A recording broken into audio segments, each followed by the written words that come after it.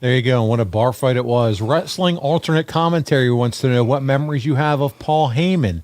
Did you think that he would have the impact on the business that he did from 1991 to present day? Well, you always knew Paul was smart. You knew he was gun-ho. You knew he was a student of the business.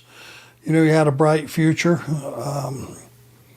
He was really young when I first met him, and I was just impressed, the knowledge that he had. You could tell he had studied it his entire life and was going to do well.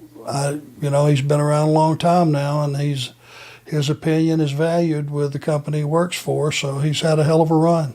He sure has.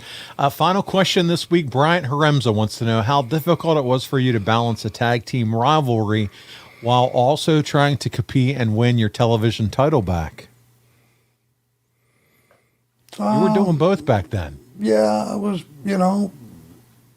I really didn't see, it was just the way you approach a tag match was the only difference. When I was wrestling for the TV title, there was, again, I didn't have to beat them, they had to beat me. So that was always the story with the TV title.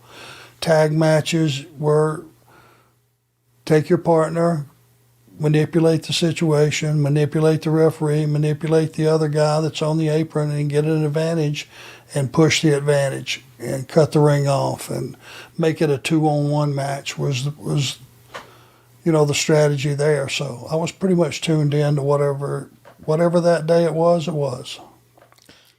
Arn, that's going to conclude our coverage of January 1991. What a fun month it was. The Horsemen have a harder edge, which we talked about. Flair wins the belt back. The Dream, Dusty Rhodes, returns to WCW. And we got War Games coming in February, and we're going to talk all about that. The War Games match, it's one of the most memorable ones of all time.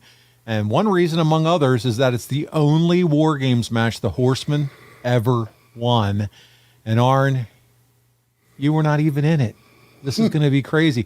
Find out all about it next week. And remember, support AA at arnlinks.com.